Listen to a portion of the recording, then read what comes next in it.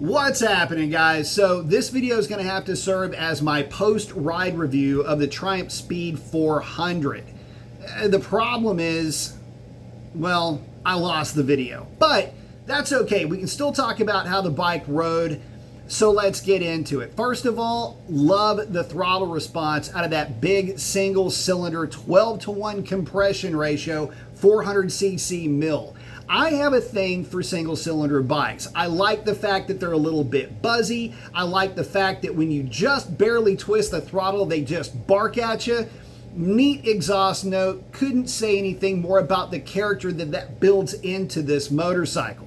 Now, another thing that I noticed about the bike right away was just how light and flickable the thing was.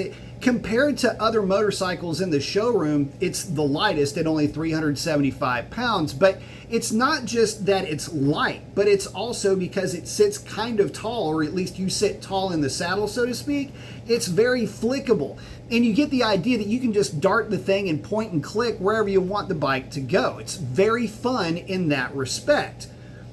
But then you get the thing on the road. Now, granted, at just what is about, 40 horsepower, as I'm looking at my cheat sheet down here, you're not looking at a pure speed demon, obviously. But you didn't expect that. But what I also didn't expect is how well and how composed this motorcycle was on the freeway.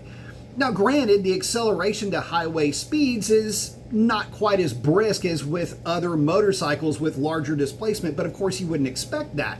But once you get the thing to speed, some cool quirk about the bike takes over. It makes peak torque at 6,500 RPM, where other motorcycles with larger displacements don't make the torque that that bike does at the higher RPM, or at least that they don't make their torque that high up in the RPM. Where this bike really starts to become efficient is at highway speed RPM. And so you find yourself creeping into speeds that maybe you didn't quite expect to find yourself going. And then it just keeps accelerating. This bike accelerated to a speed which I did not expect it to get to 100 miles an hour. So the thing is that it was faster than I expected it to be on the freeway, but it was also a lot more composed. I never got any sense of wind buffeting. I never got any sense of unsureness while going down the highway, going over expansion joints, anything like that. The bike just took everything in stride. And it acted like a much larger displacement motorcycle once I got it up to highway speeds. Rolling into the throttle in 6th gear rewarded you with an acceleration and an ability to get around, well, the rolling chicanes of rush hour traffic without any bother whatsoever. And again, it did it with the character of a big single. So, big surprise there. I was not at all expecting the bike to run the way that it did going down the highway, but to also be as flickable and as sure-footed as it was. What a treat. What a fun motorcycle. And at less than a $5,000 bill, too. See, to get any more performance out of a bike, at least in that price range, I don't know how you could.